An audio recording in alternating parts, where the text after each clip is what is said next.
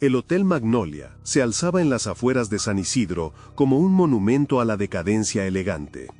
Construido en 1962 por el arquitecto Eduardo Santamaría, había sido durante 3 décadas el refugio predilecto de la clase alta provincial, un lugar donde los secretos se guardaban con la misma devoción que las llaves de las habitaciones. Sus paredes de ladrillo visto, ahora devoradas por la hiedra, conservaban el eco de cientos de conversaciones susurradas, de promesas rotas y de amores clandestinos que nunca vieron la luz del día. Era marzo de 2009 y el invierno se resistía a abandonar aquella región de la provincia de Buenos Aires. Las mañanas llegaban envueltas en una niebla espesa que se aferraba a los campos circundantes como un sudario húmedo, y el frío penetraba hasta los huesos de quienes se atrevían a caminar por las calles desiertas antes del amanecer. El hotel llevaba cerrado 15 años, clausurado tras un incendio que nunca llegó a investigarse del todo, pero que había dejado intacta la estructura principal. Solo el ala este, donde se ubicaban las habitaciones de servicio, mostraba las cicatrices negras del fuego. La empresa constructora Meridiano Sur había adquirido el terreno con planes ambiciosos. Donde antes hubo lujo y misterio, pronto se levantaría un complejo de departamentos modernos, funcionales, desprovistos de cualquier rastro de historia. El capataz del equipo de demolición, Ramiro Esteves, había trabajado en docenas de proyectos similares a lo largo de su carrera. Edificios abandonados eran su especialidad, y había aprendido a no dejarse impresionar por la atmósfera que estos lugares solían emanar. Sin embargo, cuando su equipo comenzó la inspección preliminar del Magnolia aquella mañana de miércoles, algo en el aire le produjo un escalofrío que no pudo atribuir solo al frío. Los hombres se dispersaron por los 3 pisos del edificio, documentando el estado de cada habitación, midiendo paredes, calculando los metros cúbicos de escombro que generaría la demolición. El silencio dentro del hotel era absoluto, casi reverencial, interrumpido únicamente por el crujido de las tablas del piso bajo sus botas y el ocasional goteo de alguna cañería oxidada. El papel tapiz se desprendía de las paredes en largas tiras que colgaban como piel muerta, y el olor a humedad y abandono impregnaba cada rincón. Fue Darío Menéndez, el más joven del equipo, quien llegó primero al 3er piso. Tenía 24 años y apenas 6 meses en el trabajo, pero ya había desarrollado el cinismo necesario para no romantizar las ruinas. Para él, un edificio abandonado era simplemente un problema logístico, una ecuación de toneladas y horas de trabajo. Recorrió el pasillo con su libreta en mano, anotando números de habitación y condiciones estructurales. La 301 tenía el techo parcialmente colapsado. La 305 había perdido la puerta y el interior estaba cubierto de excrementos de palomas. La 309 mostraba signos de ocupación ilegal reciente, con restos de fogatas y botellas vacías esparcidas por el suelo. Cuando llegó a la habitación 313, al final del pasillo, Darío notó algo que detuvo su rutina mecánica. La puerta estaba cerrada, lo cual no era inusual, pero el picaporte brillaba. No con el brillo opaco del metal viejo, sino con el lustre inconfundible del latón pulido recientemente. Frunció el ceño y giró la manija. La puerta se abrió sin resistencia, sin el chirrido que había acompañado a todas las demás. Lo que encontró al otro lado lo hizo retroceder un paso, como si hubiera tropezado con un fantasma. La habitación 313 estaba impecable. No simplemente ordenada o menos deteriorada que las otras, sino genuinamente inmaculada. La cama matrimonial estaba tendida con sábanas blancas que parecían recién planchadas, las esquinas dobladas con precisión militar. Sobre la mesita de noche descansaba un florero de cristal con 3 rosas rojas, y aunque los pétalos mostraban signos de marchitarse, era evidente que habían sido colocadas allí no más de una semana atrás. Las cortinas, de un terciopelo granate que debería haber estado apolillado y descolorido, colgaban perfectas, filtrando la escasa luz de la mañana en tonos cobrizos. Darío se quedó paralizado en el umbral, incapaz de procesar lo que sus ojos le mostraban. El contraste con el resto del edificio era tan absoluto que su mente buscaba explicaciones racionales sin encontrar ninguna satisfactoria. Dio un paso hacia el interior, y sus botas dejaron huellas de polvo sobre el parqué lustrado. El aroma que flotaba en el ambiente no era el de moho y descomposición que había respirado en las otras habitaciones, sino una mezcla de lavanda y algo más, algo que recordaba al perfume que usaba su abuela cuando él era niño. Sobre la cómoda, un espejo antiguo con marco dorado reflejaba su imagen desconcertada. Junto al espejo, cuidadosamente dispuestos, había un cepillo de plata para el cabello, un frasco de perfume cuyo contenido ambarino captaba la luz, y una fotografía enmarcada. Darío se acercó para examinarla. La imagen mostraba a una pareja joven, probablemente en sus 20s, vestidos con la elegancia característica de los años 60. Ella llevaba un vestido blanco de encaje y sostenía un ramo de flores. Él vestía un traje oscuro y la miraba con una expresión que solo podía describirse como adoración absoluta. En la esquina inferior de la fotografía, una inscripción en tinta azul decía: Elena y Martín, 15 de marzo de 1964. El joven obrero sacó su teléfono celular y comenzó a tomar fotografías, documentando cada detalle de aquella anomalía. El baño, cuando se atrevió a abrir la puerta, reveló toallas blancas perfectamente dobladas sobre un toallero cromado que no mostraba rastro de óxido. El lavabo estaba limpio y sobre su superficie reposaba un jabón nuevo con aroma a rosas. La bañera, con patas de león talladas en bronce, brillaba como si acabaran de frotarla. Fue entonces cuando escuchó los pasos de Ramiro subiendo las escaleras llamándolo para que se apurara. Darío salió de la habitación sin cerrar la puerta, el corazón latiéndole con una urgencia que no terminaba de comprender. Cuando el capataz llegó al tercer piso y vio la expresión de su empleado, supo inmediatamente que algo andaba mal. «¿Qué carajo te pasa?», preguntó Ramiro, acercándose con el ceño fruncido. Darío no respondió, solo señaló hacia la puerta abierta del 313. Ramiro caminó hacia allí con paso decidido, pero su determinación se evaporó en el instante en que cruzó el umbral. Se quedó inmóvil, la boca entreabierta, procesando la imposibilidad que tenía frente a sus ojos. «Esto no puede ser», murmuró finalmente. «Este hotel lleva cerrado 15 años». Pero la habitación 313 contradecía esa afirmación con cada detalle meticulosamente cuidado. Alguien había estado entrando regularmente, alguien con acceso y con un propósito que ninguno de los dos hombres podía imaginar. Las sábanas blancas parecían brillar con luz propia en la penumbra, como un altar preparado para un ritual cuyo significado permanecía oculto.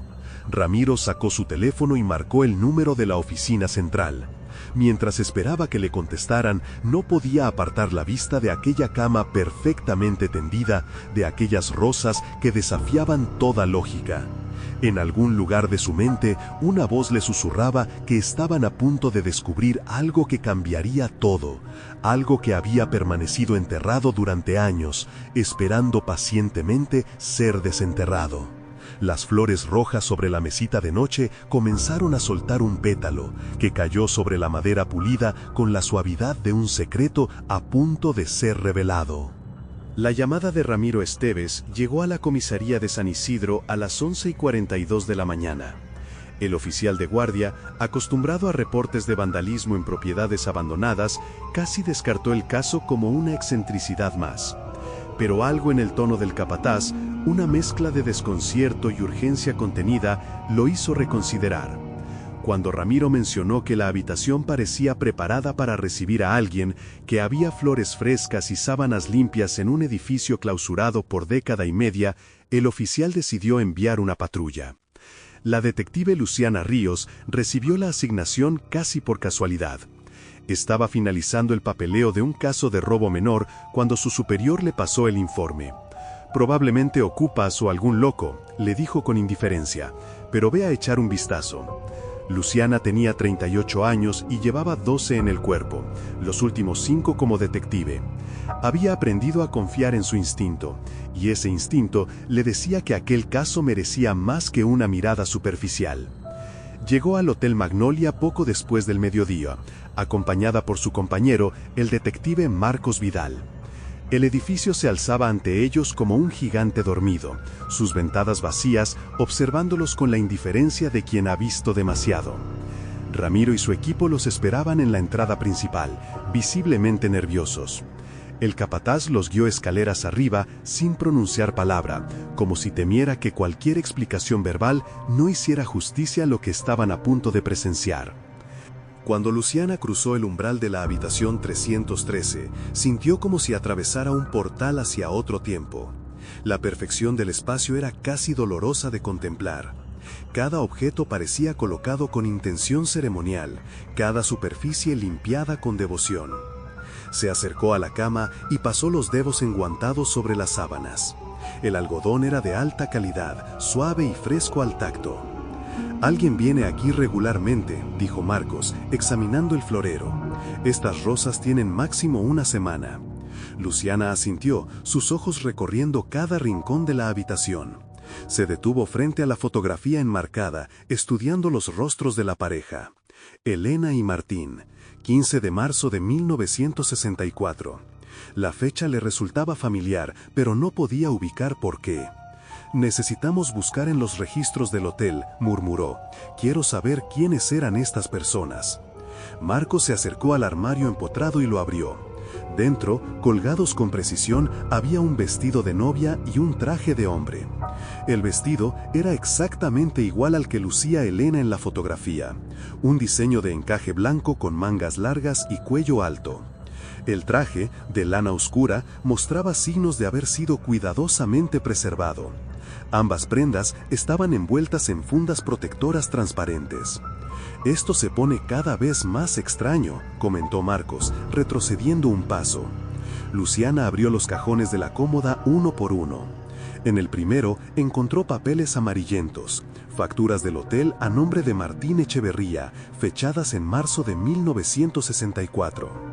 El segundo cajón contenía cartas, docenas de ellas, todas escritas con la misma caligrafía elegante y dirigidas a «Mi querida Elena». El tercer cajón guardaba un objeto que hizo que Luciana contuviera la respiración. Un reloj de bolsillo de plata detenido a las 3:23. Fue en ese momento cuando Darío, que había permanecido en el pasillo, llamó su atención. «Detective, hay algo más». Su voz temblaba ligeramente. «En el baño, debajo de las toallas. No lo vi antes porque no quise tocar nada». Luciana se dirigió al baño con pasos medidos. Levantó las toallas perfectamente dobladas y descubrió una llave antigua, de hierro forjado, con una etiqueta de papel atada con un cordel. La etiqueta decía simplemente «sótano». El sótano del Hotel Magnolia no aparecía en ninguno de los planos que la constructora había obtenido. Ramiro confirmó que no tenían conocimiento de su existencia. Sin embargo, después de una búsqueda exhaustiva, encontraron una puerta oculta detrás de una estantería en lo que había sido la cocina del hotel. La llave encajó perfectamente en la cerradura oxidada. Las escaleras descendían hacia la oscuridad como una garganta de piedra. El aire que ascendía desde abajo era frío y estancado, con un olor metálico que Luciana reconoció inmediatamente. Era el olor del tiempo detenido, del encierro, de los espacios que guardan secretos demasiado pesados para la luz del día.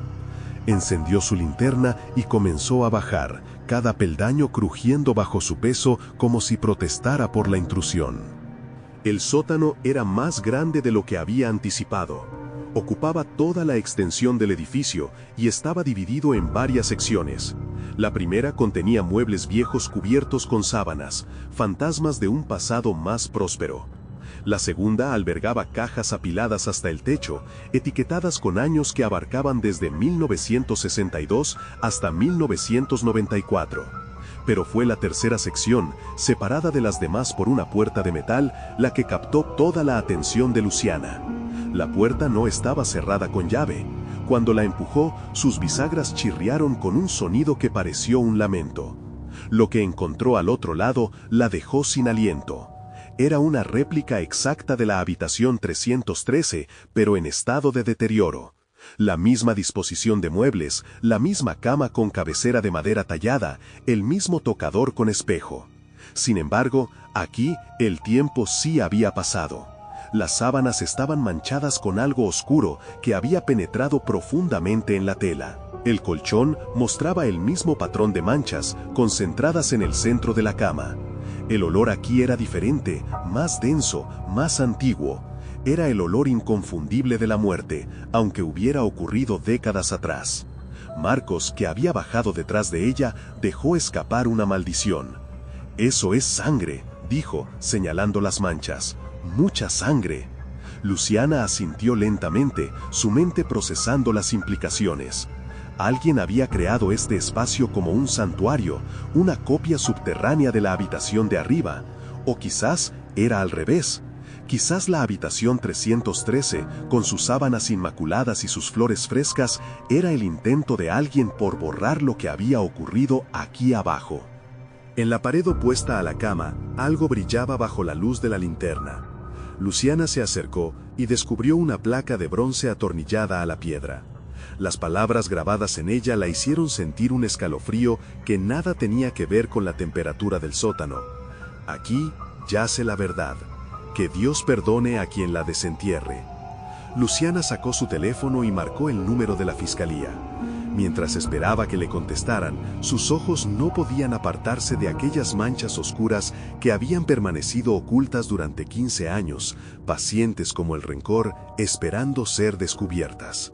La investigación que estaba a punto de iniciarse revelaría verdades que algunos preferirían mantener enterradas y despertaría fantasmas que nunca habían dejado de rondar los pasillos del Hotel Magnolia. Arriba, en la habitación 313, un segundo pétalo cayó de las rosas rojas, uniéndose al primero sobre la madera lustrada. El reloj de bolsillo en el cajón seguía marcando las 3:23, la hora en que el tiempo se había detenido para alguien cuyo nombre apenas comenzaba a emerger de las sombras. Los archivos municipales de San Isidro ocupaban un edificio colonial en el centro de la ciudad, un laberinto de pasillos estrechos y estantes metálicos que albergaban la memoria colectiva de casi un siglo. Luciana pasó los siguientes 3 días sumergida entre documentos amarillentos, registros de propiedad y recortes de periódicos que se desintegraban al tacto. La historia que fue reconstruyendo era más compleja y oscura de lo que había imaginado inicialmente. Martín Echeverría había sido el heredero de una de las familias más acaudaladas de la región. Su padre, Augusto Echeverría, había amasado una fortuna considerable en el negocio inmobiliario durante los años 50, adquiriendo tierras a precios irrisorios y vendiéndolas cuando el desarrollo urbano las hacía valiosas. Martín, sin embargo, no compartía la ambición de su progenitor. Había estudiado literatura en Buenos Aires y soñaba con convertirse en escritor, una aspiración que su padre consideraba una vergüenza para el apellido familiar. Elena Suárez era la hija del jardinero que trabajaba en la mansión Echeverría. De belleza delicada y mente aguda, había crecido entre las flores del jardín señorial, observando desde la distancia un mundo al que nunca podría pertenecer. O eso creía, hasta que Martín, en una tarde de verano de 1963, la vio leyendo un libro bajo el sauce llorón del jardín trasero. Era una edición gastada de Cumbres Borrascosas, y Martín, fascinado por encontrar a alguien que compartiera su pasión por la literatura, se acercó a hablarle. Lo que siguió fue un romance que desafió todas las convenciones de la época. Se encontraban en secreto, intercambiaban cartas que Elena guardaba en una caja de lata escondida bajo su cama, y planeaban un futuro juntos, lejos de San Isidro, lejos de las expectativas asfixiantes y los prejuicios de clase que amenazaban con destruir su amor. Martín había convencido a Elena de que podrían escapar, empezar de nuevo en algún lugar donde nadie conociera sus nombres ni sus historias. La boda fue planeada en secreto absoluto. Martín reservó la habitación 313 del Hotel Magnolia para su noche de bodas, eligiendo aquel establecimiento precisamente porque su padre lo despreciaba, considerándolo un lugar para nuevos ricos sin linaje. Era su pequeña rebelión, su declaración de independencia. El 15 de marzo de 1964, Elena y Martín se casaron en una ceremonia civil con solo 2 testigos, la hermana menor de Elena, Isabel, y un amigo de la infancia de Martín, Roberto Fuentes. Luciana encontró el certificado de matrimonio en los registros civiles. Estaba firmado y sellado, perfectamente legal. Pero también encontró algo más, un acta de defunción, fechada el 16 de marzo de 1964. Elena Suárez de Echeverría. Causa de muerte, asfixia por ahorcamiento, suicidio. La detective frunció el ceño ante aquella conclusión. El informe policial de la época era sorprendentemente escueto. Según el documento, Elena había sido encontrada colgada en la habitación 313 la mañana siguiente a su boda. Martín Echeverría, supuestamente dormido en la cama, no había escuchado nada. El caso se cerró en menos de una semana, clasificado como suicidio, sin más investigación. Pero Luciana había aprendido a leer entre líneas, a detectar las grietas en las narrativas oficiales. ¿Por qué una mujer recién casada, que acababa de realizar su sueño de estar con el hombre que amaba, se quitaría la vida horas después de su boda? ¿Por qué el esposo no había despertado? ¿Y por qué la familia Echeverría, con su influencia y recursos, había permitido que el caso se cerrara tan rápidamente? La siguiente pista la encontró en los archivos del periódico local. Una nota pequeña, casi perdida entre anuncios clasificados, mencionaba que el Hotel Magnolia había sido adquirido por la familia Echeverría 3 meses después de la muerte de Elena. Augusto Echeverría, el padre de Martín, había comprado la propiedad pagando el doble de su valor de mercado. El hotel permaneció operativo bajo nueva administración hasta 1994, cuando un incendio lo clausuró definitivamente. Luciana visitó a Isabel Suárez, ahora una mujer de 75 años que vivía sola en una casa modesta en las afueras de la ciudad. Cuando la detective mencionó el nombre de Elena, los ojos de Isabel se llenaron de lágrimas que parecían haber estado esperando décadas para ser derramadas. «Mi hermana no se suicidó», dijo Isabel con voz temblorosa pero firme.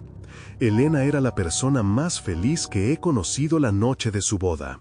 Bailamos juntas, reímos, hicimos planes. Me dijo que me visitaría cuando se instalaran en Córdoba, que Martín y ella vivirían de la escritura, que serían pobres pero libres. Esas no son palabras de alguien que planea quitarse la vida». Luciana le mostró fotografías de la habitación 303, las sábanas blancas, las flores frescas, el vestido de novia cuidadosamente preservado en el armario. Isabel palideció. «El vestido», susurró. «Ese es el vestido de Elena. Lo cosí yo misma. ¿Quién lo tiene? ¿Quién ha estado cuidándolo todo este tiempo?» La respuesta llegó de una fuente inesperada. Roberto Fuentes, el testigo de la boda, había muerto en 1987, pero su viuda aún vivía en San Isidro. Cuando Luciana la visitó, la mujer, Beatriz, se mostró inicialmente reticente a hablar. Sin embargo, al ver las fotografías de la habitación preservada, algo en su expresión cambió. «Roberto nunca superó lo que pasó esa noche», confesó Beatriz, retorciendo sus manos nerviosamente. «Bebía mucho, tenía pesadillas. A veces, en medio de la noche, lo escuchaba murmurar el nombre de Elena, pedirle perdón. Yo pensé que era culpa del sobreviviente, ¿sabe? Esa sensación de que debería haber hecho algo para evitarlo. Pero ahora me doy cuenta de que quizás era algo más». «¿Algo más?», presionó Luciana. Beatriz se levantó y desapareció en el interior de la casa. Regresó minutos después con una caja de zapatos vieja y polvorienta. Dentro había cartas, docenas de ellas, escritas con la caligrafía irregular de un hombre atormentado. Eran de Roberto, dirigidas a Elena, nunca enviadas por razones obvias. «Léalas», dijo Beatriz. «Creo que encontrará lo que busca». Luciana pasó la noche leyendo aquellas confesiones.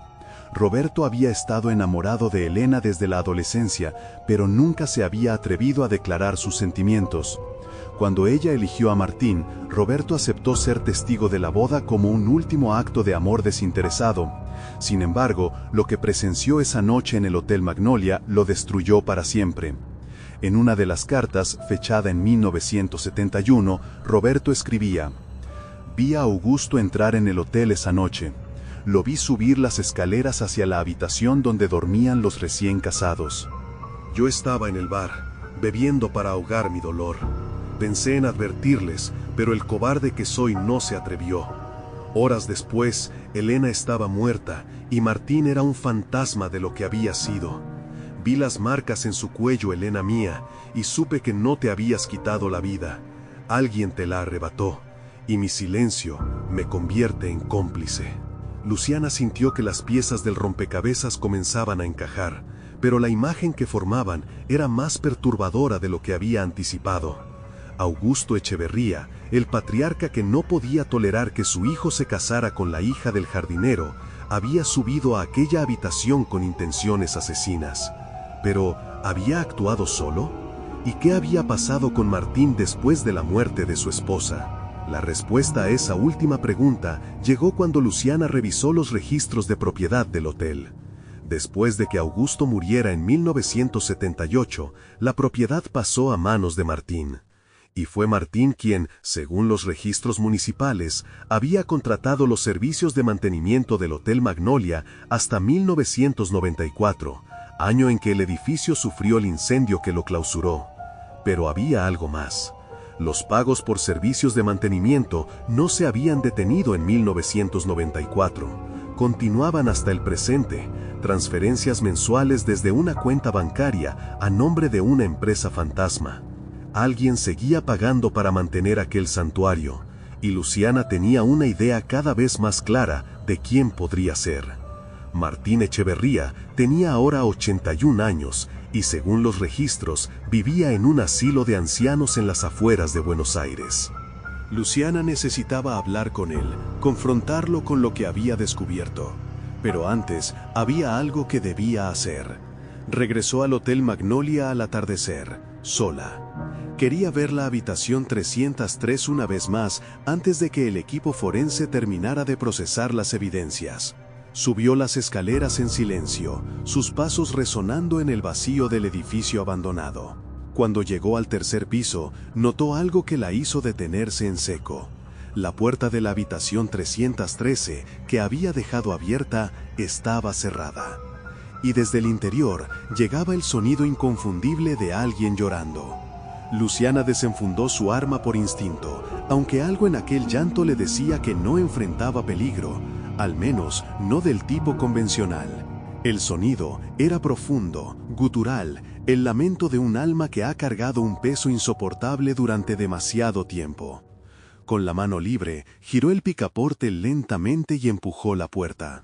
Sentado en el borde de la cama, con las manos temblorosas apoyadas sobre las sábanas blancas, había un hombre anciano. Su cabello, completamente cano, caía desordenado sobre su frente, y sus ojos, de un azul desvaído por los años, estaban fijos en la fotografía enmarcada que sostenía contra su pecho.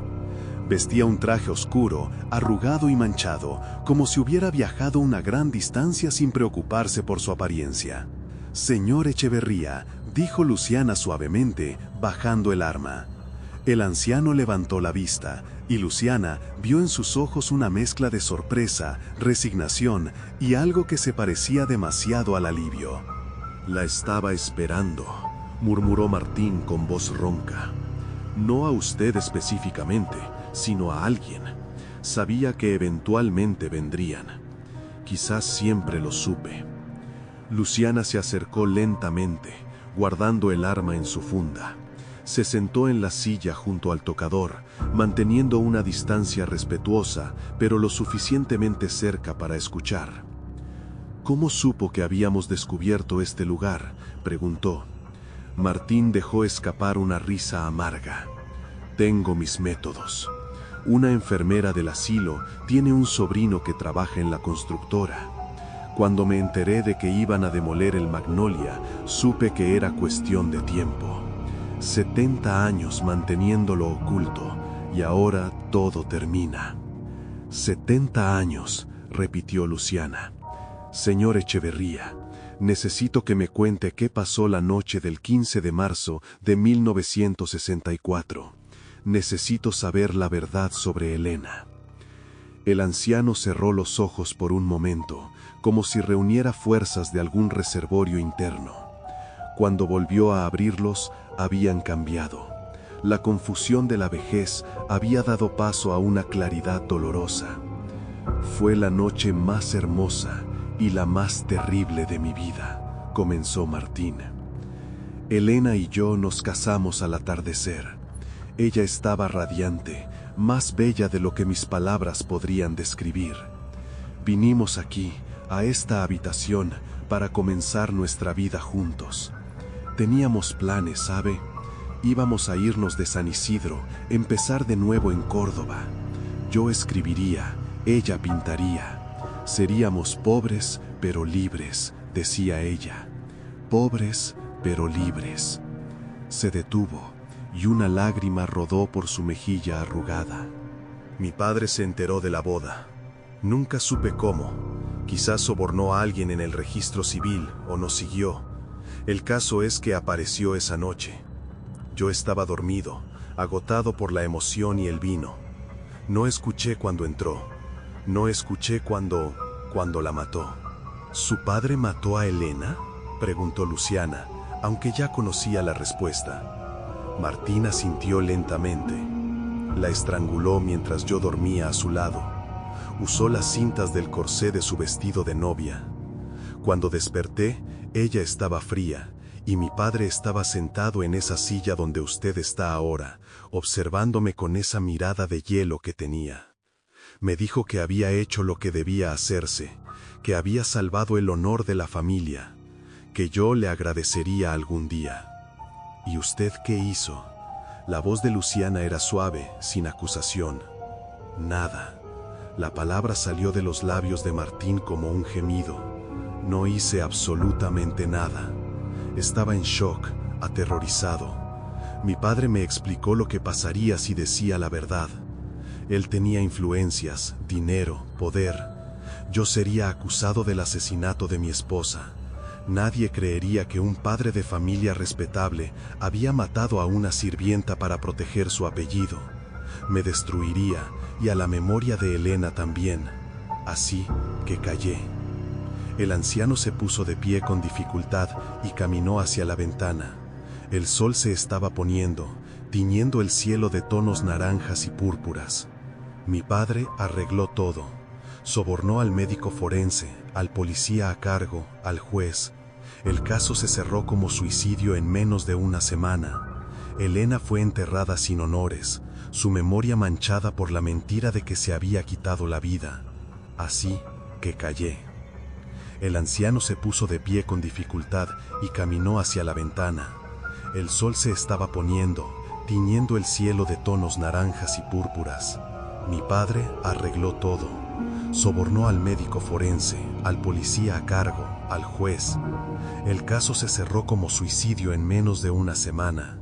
Elena fue enterrada sin honores, su memoria manchada por la mentira de que se había quitado la vida. Y yo volví a la mansión Echeverría, el hijo pródigo que había aprendido su lección. Pero usted no olvidó, dijo Luciana, comprendiendo. Olvidar era imposible. Elena me visitaba cada noche en mis sueños. Su rostro, tan hermoso, tan lleno de amor y confianza. Ella confiaba en mí para protegerla, y yo fallé de la manera más absoluta. Cuando mi padre murió en 1978, heredé su fortuna, incluyendo este hotel que él había comprado para poder controlar la escena del crimen. Fue entonces cuando comencé. ¿Comenzó qué?, preguntó Luciana, aunque intuía la respuesta. A mantener viva su memoria. Cada semana, durante 45 años, he venido a esta habitación. Cambio las sábanas, limpio cada superficie, traigo flores frescas. Preservo su vestido, su perfume, sus cosas. Es mi penitencia, mi forma de pedirle perdón. No podía devolverle la vida, pero podía mantener este lugar como debería haber sido, nuestro santuario de amor, no su tumba. Martín se volvió hacia Luciana, y en sus ojos había una súplica desesperada. Pero hay algo más que debes saber, algo que descubrí años después, y que me ha atormentado aún más que el asesinato mismo. Caminó hacia la cómoda y abrió el último cajón, el que Luciana no había revisado. Extrajo un sobre amarillento y se lo entregó. Lo encontré entre las pertenencias de mi padre después de su muerte. Es una carta de Elena, dirigida a mí, que nunca me fue entregada. Mi padre la interceptó. Luciana abrió el sobre con manos cuidadosas. La carta, escrita con la caligrafía elegante que había visto en las otras misivas, comenzaba con las palabras: «Mi querido Martín, no sabes cuánta felicidad me embarga al darte esta noticia». A medida que leía, la detective sintió que el corazón se le encogía. Elena estaba embarazada. Había planeado decírselo a Martín la mañana después de su boda como regalo. El bebé habría sido concebido semanas antes, durante uno de sus encuentros secretos. Mi padre no solo mató a mi esposa, dijo Martín con voz quebrada, mató a mi hijo, a nuestro hijo. Y yo no lo supe hasta 10 años después, cuando ya era demasiado tarde para hacer justicia. Luciana dejó la carta sobre la cómoda, sintiendo el peso de aquella revelación. El crimen era más monstruoso de lo que había imaginado, y la tragedia más profunda. ¿Por qué el sótano?, preguntó finalmente. ¿Por qué recreó la habitación allí abajo, con las sábanas manchadas de sangre? Martín suspiró profundamente.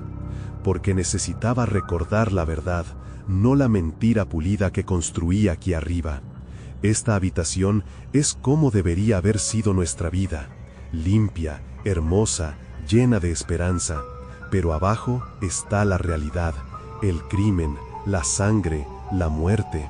Necesitaba ambas para no perder la cordura, una para el perdón, otra para el castigo.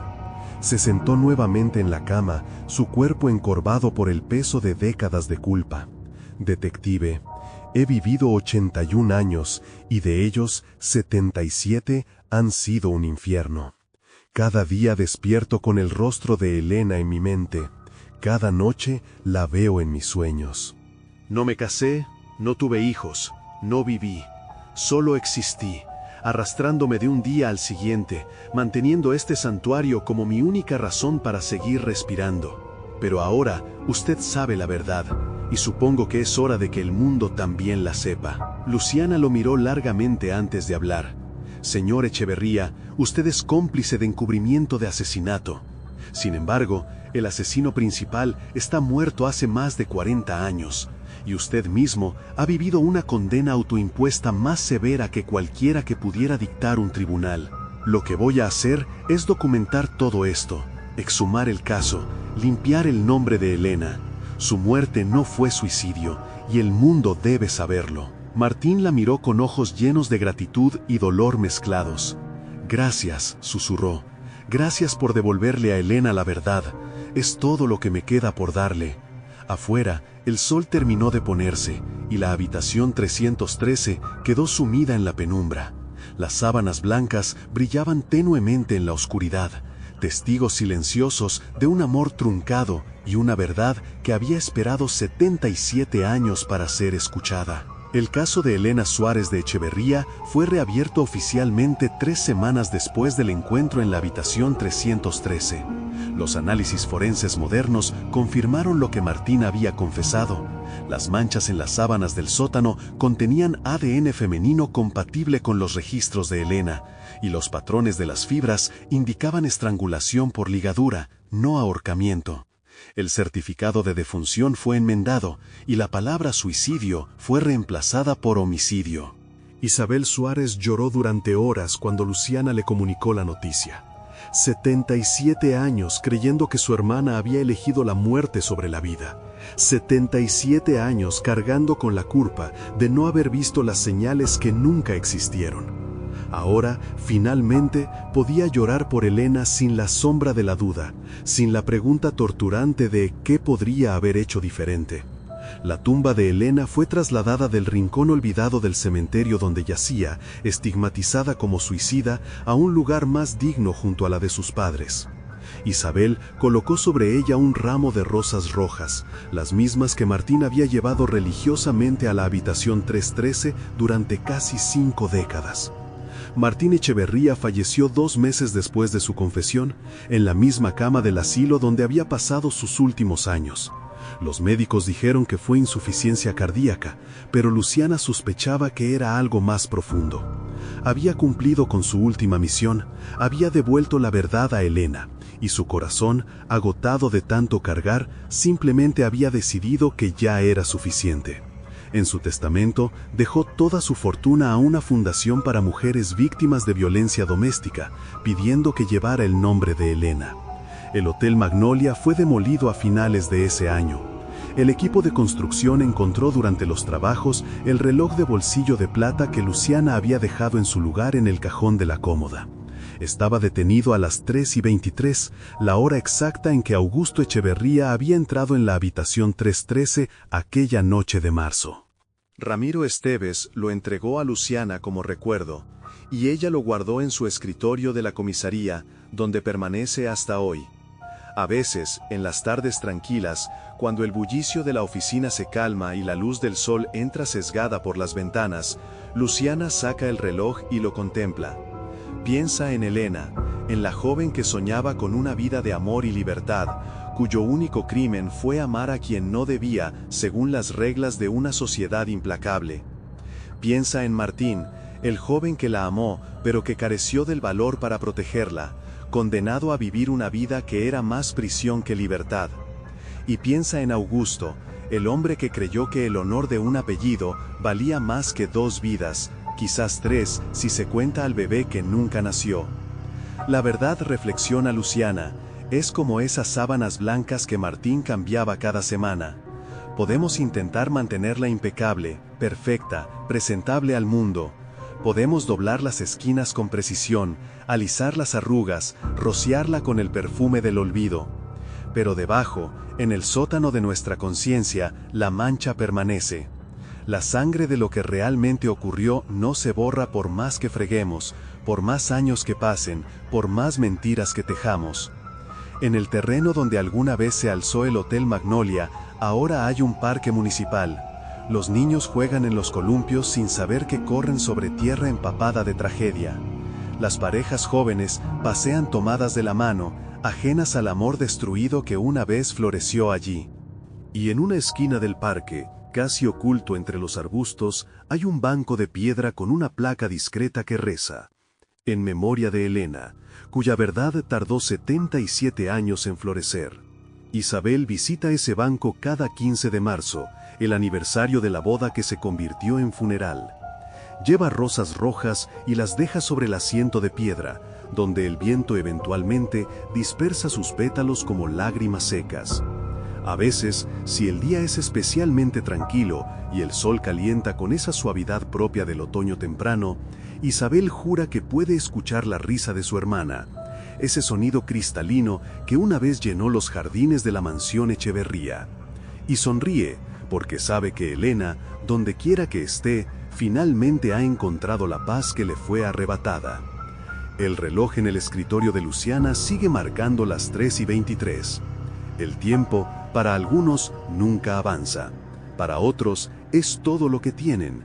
Y para Elena Suárez de Echeverría, cuyo amor duró solo una noche, pero cuya verdad resonará por siempre, el tiempo finalmente se ha detenido en el lugar correcto, en la memoria de quienes la amaron, en la justicia que tardó pero llegó, y en las sábanas blancas que ya nadie cambia porque ya no hay nada que limpiar.